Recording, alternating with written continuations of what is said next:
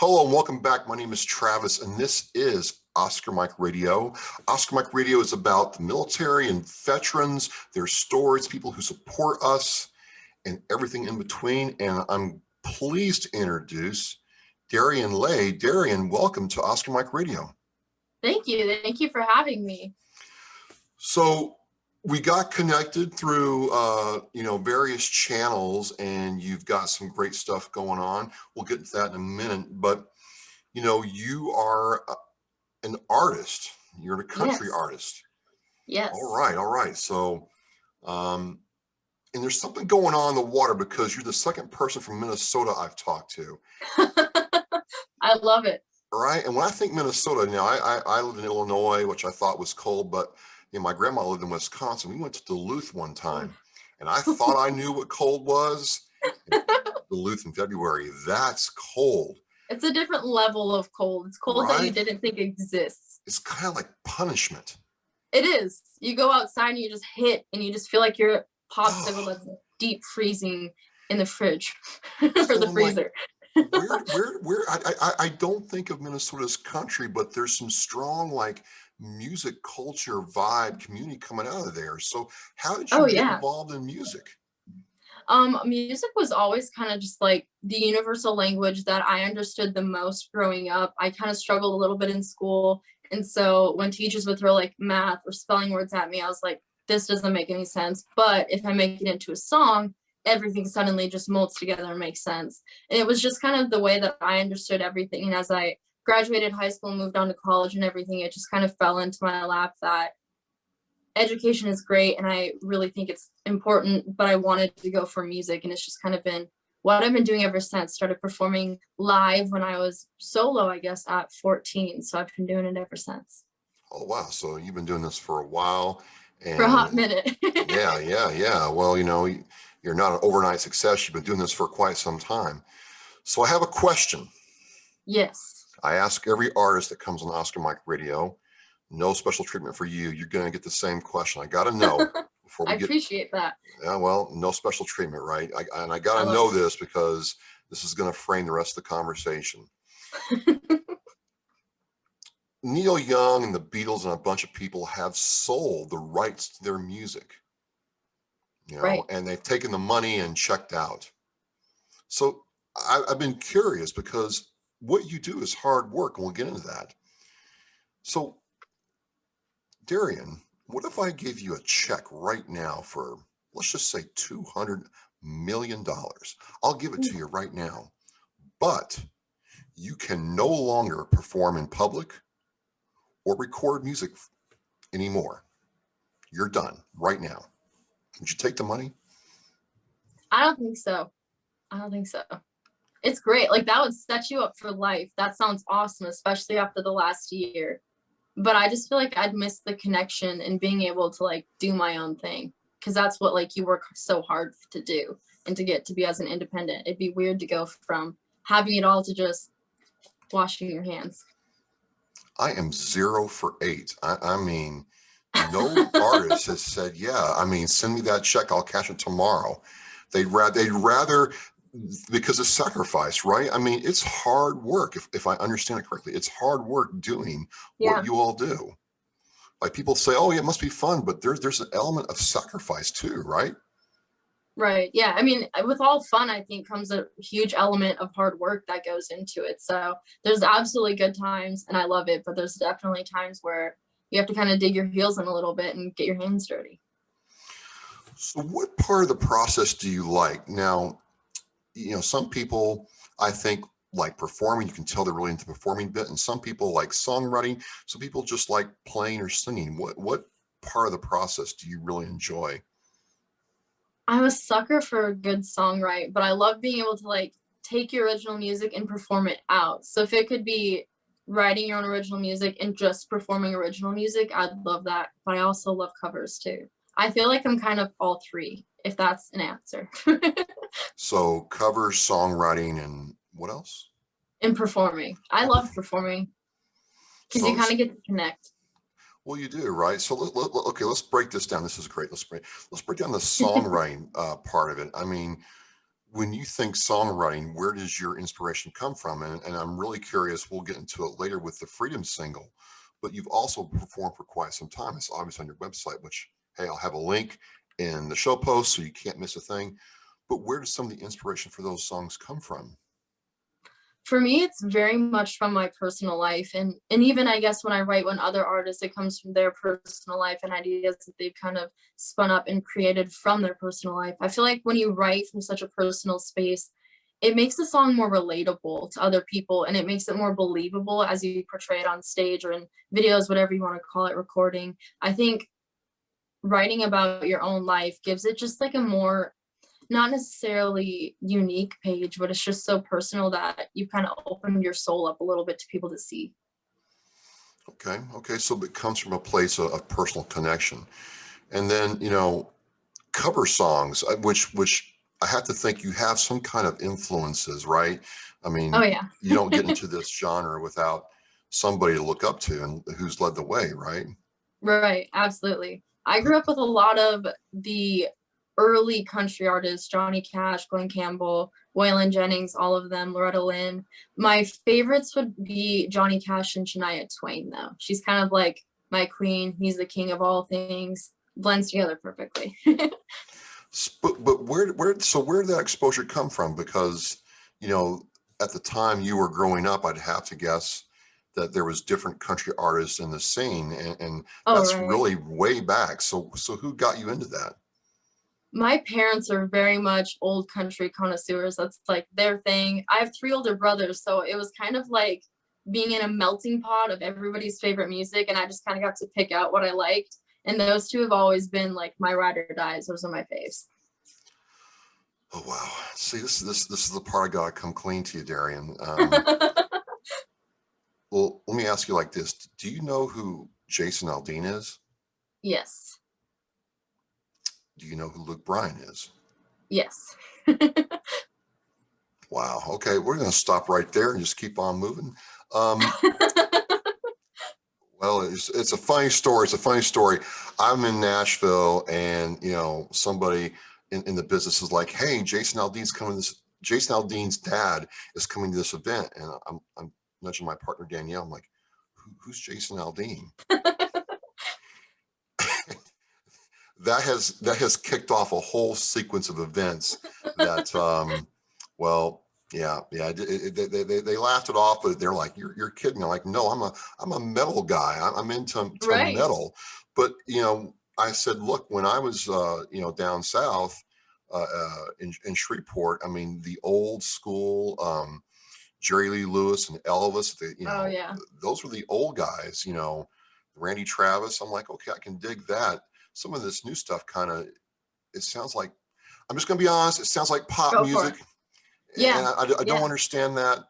I think going old school is the way to go because it tells a Yeah. story, and you Yeah. seem to It's like telling the neat. story.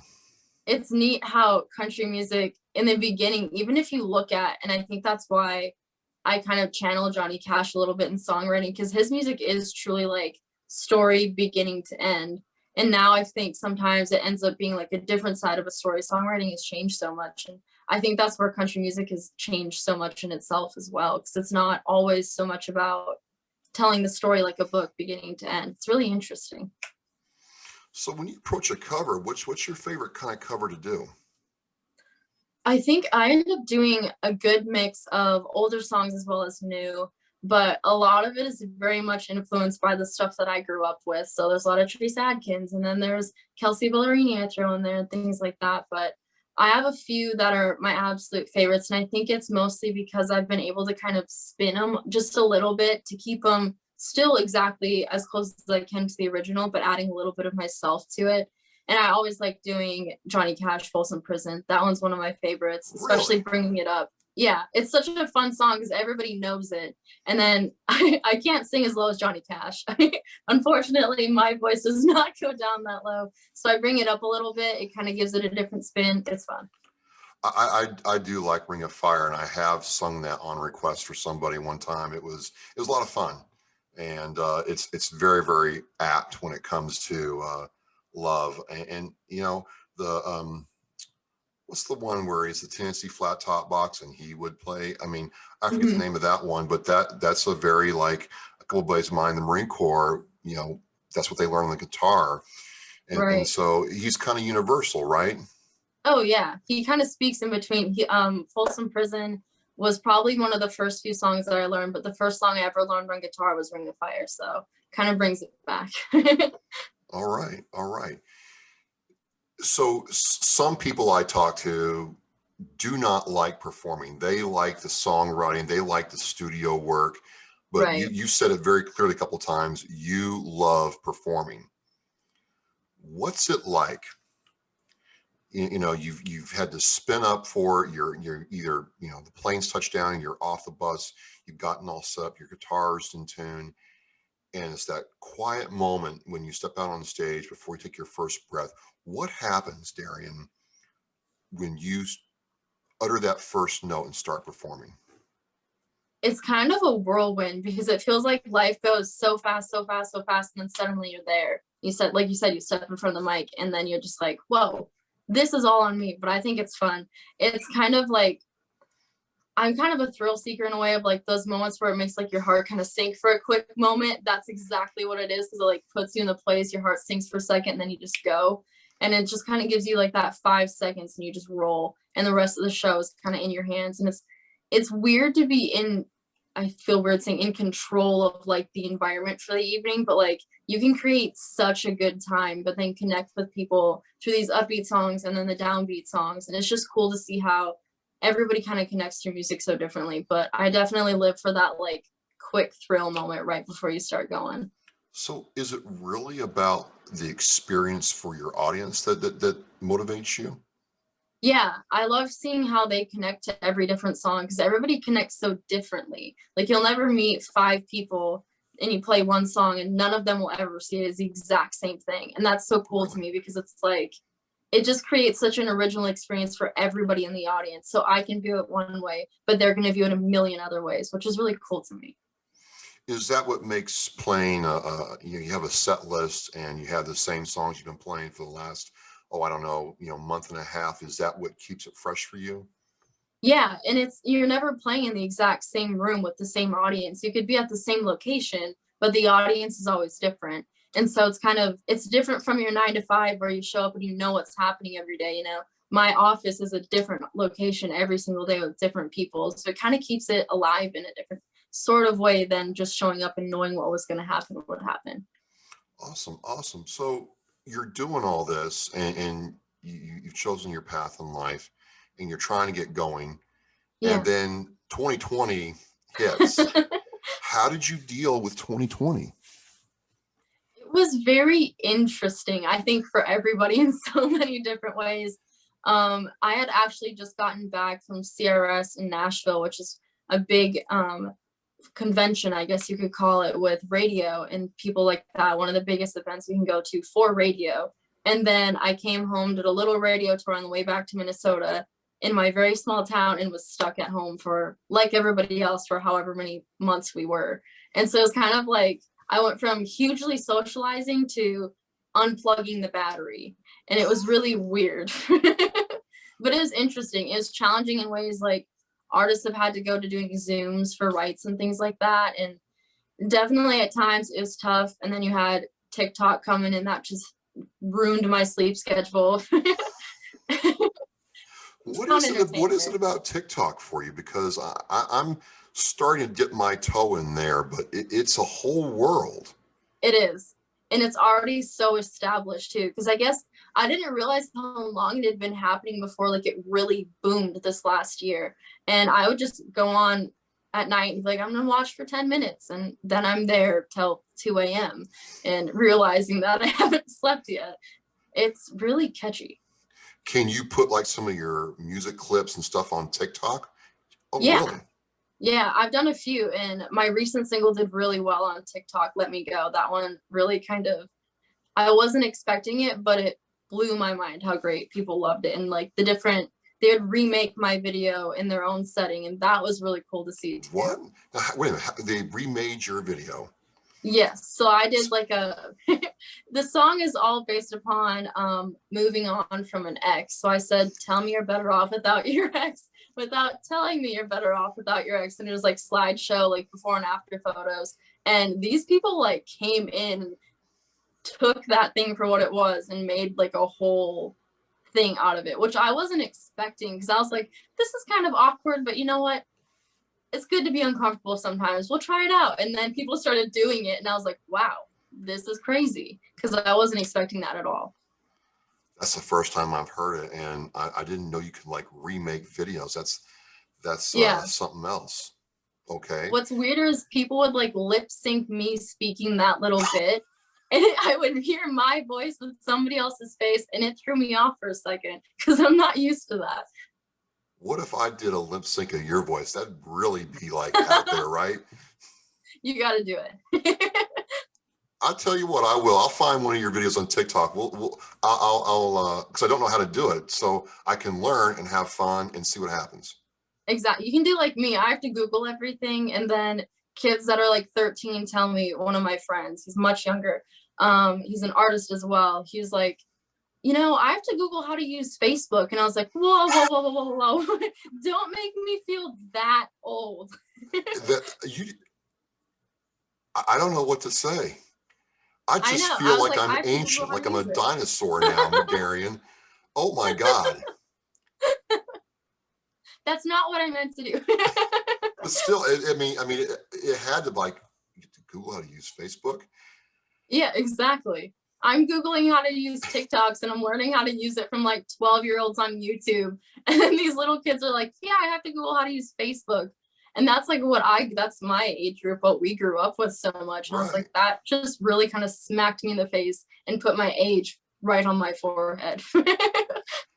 Well, all I can say is we are young at heart. This is why we're here. So let's just enjoy the ride.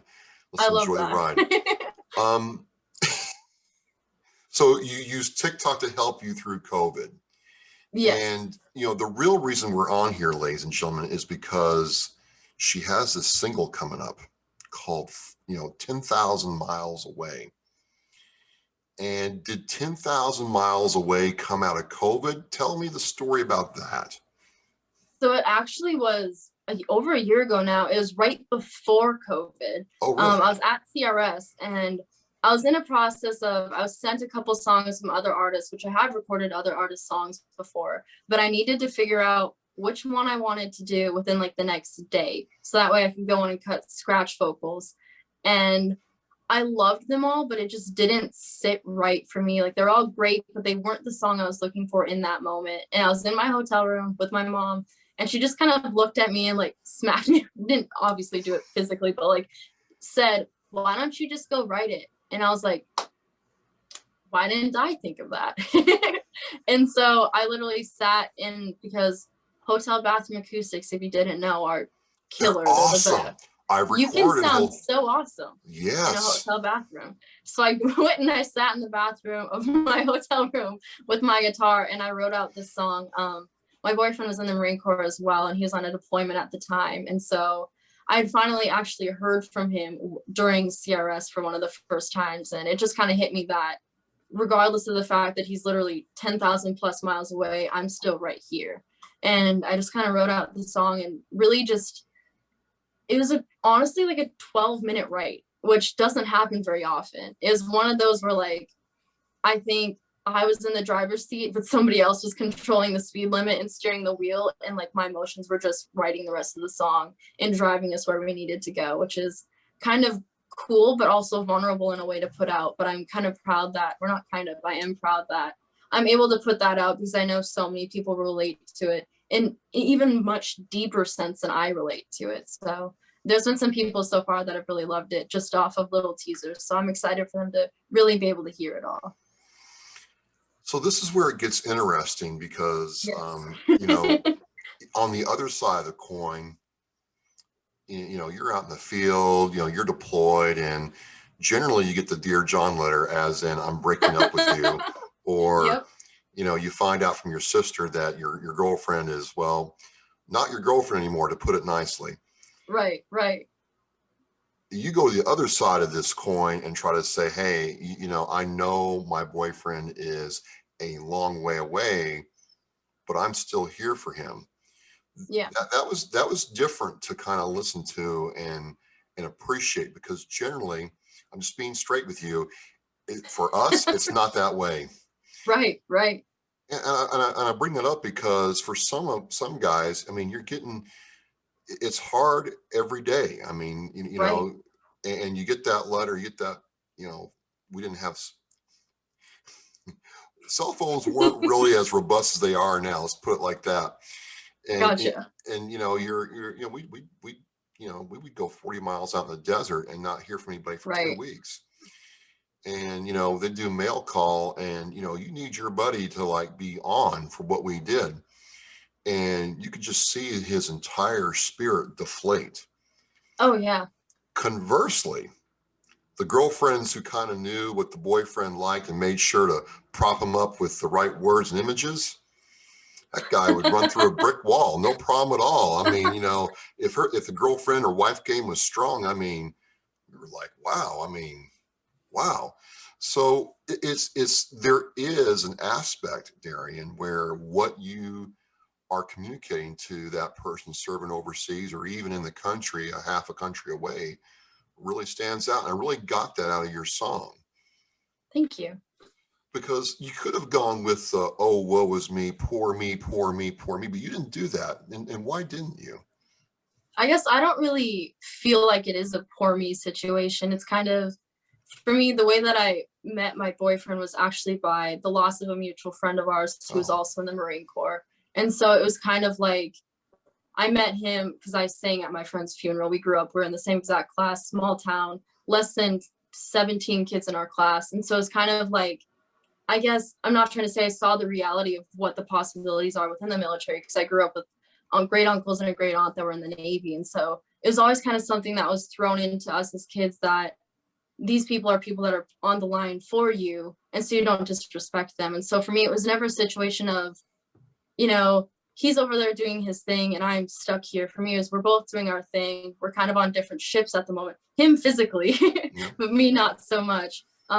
Different ships right now, but at some point, deployment's over, whatever, we're going to reunite again, and it's just going to be like it was before.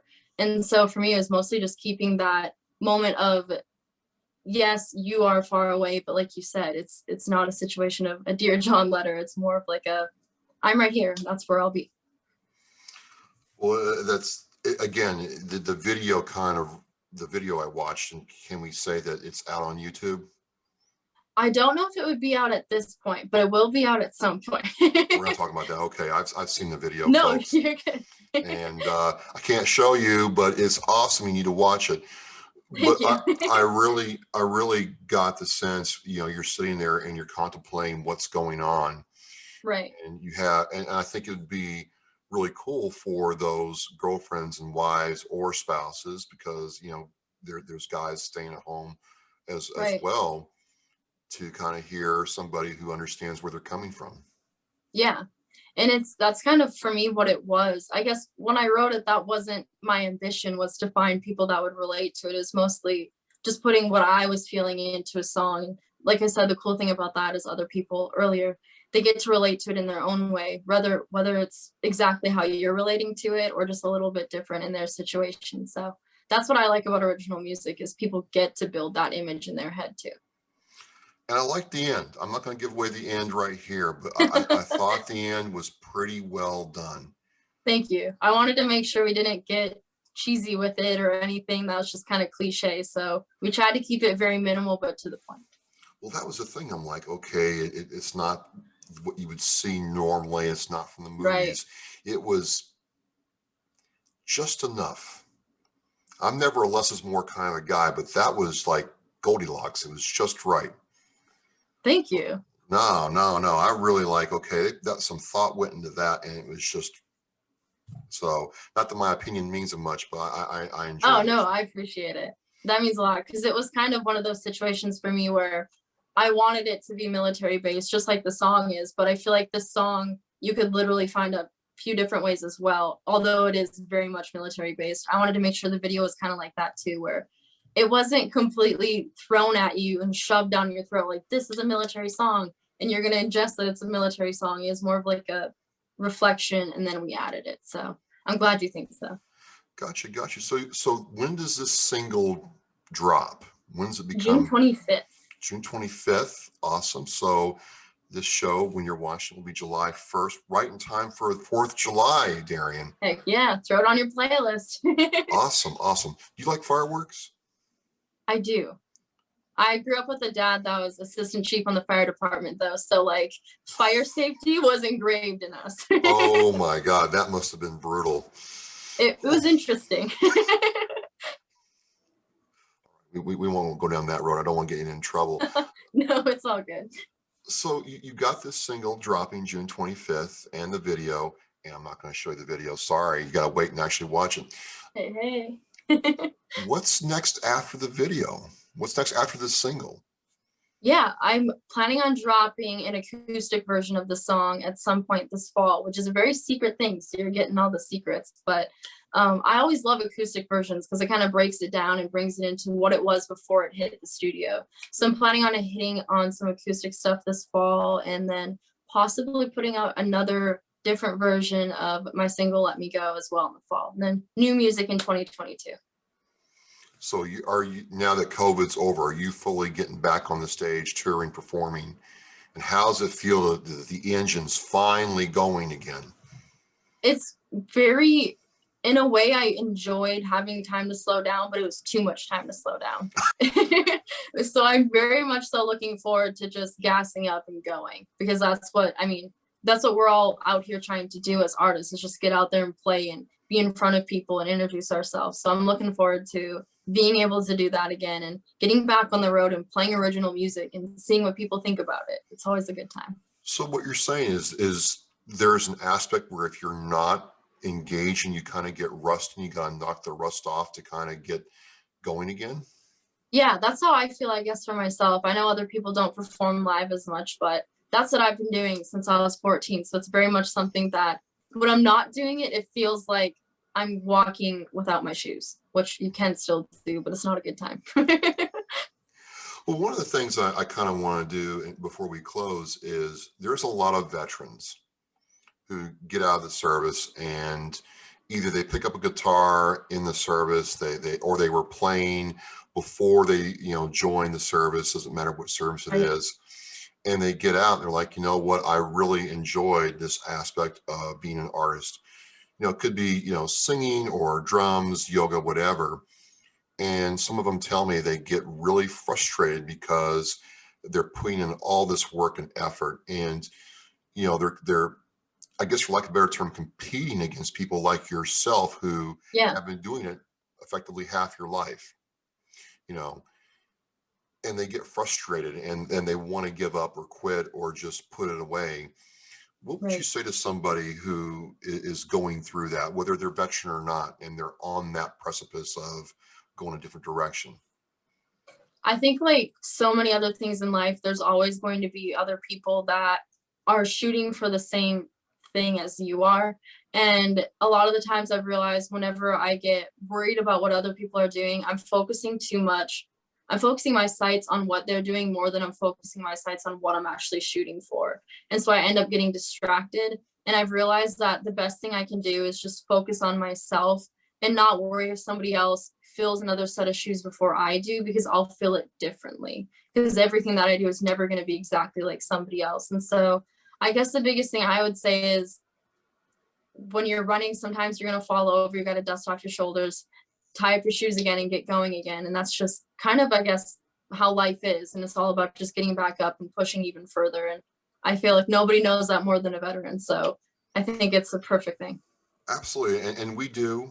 And I've had to, pick my, self up and put my big boy pants on.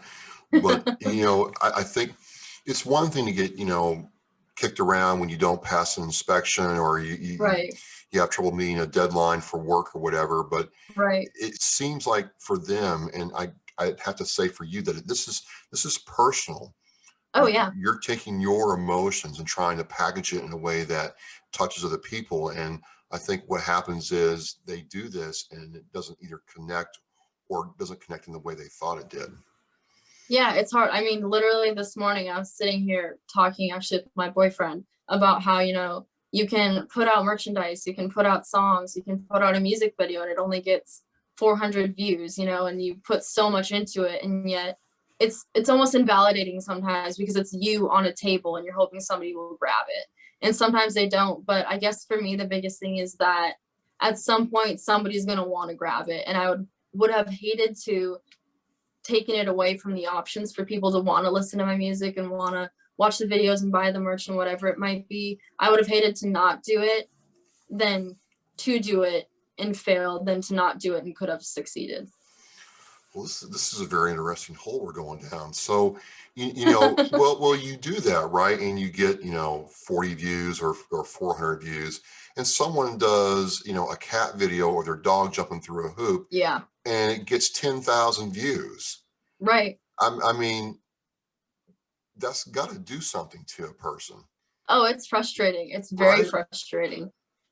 Right? It's like, wait a minute. I mean, I spent hours getting this right. You spent hours getting your craft right. And a cat bouncing a ball is 20,000 views. And I don't know. It's a different world because it's so available. But I think you have a good lesson here for anybody is to, find your center and keep going. Yeah. I think that's the only way you can keep doing, especially something that's about people accepting who you are personally, because it's something that, like you were saying, it's very personal. And when somebody doesn't accept it, it feels like you've kind of just been shoved back a little bit. But like I was saying, I think it's just important to remember that if you didn't keep going, the option wouldn't even be there to be successful. Absolutely. Absolutely. Well, ladies and gentlemen, I'm with Dariann Leigh, who has a new single dropping June 25th called 10,000 Miles Away. And she could be 10,000 miles away right now, but we're together talking about her journey and, the single. I'm not going to give anything in the video away. You've got to watch it. And I'll throw that on my media channels when it drops. And Dariann, I'm gonna try to raise my TikTok game so I don't feel so ancient. Heck yeah. You and me both. And who knows? I'll tell you what, and I'll end with this. I might dust up the old pipes and try to do a ring of fire thing on TikTok, and I'll share it with you, and you can tell me if it stinks or not. I would love that. All right. Well, again, Dariann, thank you so much for taking the time to talk with me. I know you're very busy, and I really appreciate it. I wish you nothing but success. And please tell your boyfriend from one Marine to another, Semper Fi, and all the best. Yes, thank you so much. And thank you for your service. And thank you for having me here today. I so appreciate it. No problem at all. As we say in Oscar Mike Rita, we are mission in flight. Ladies and gentlemen, thank you very much.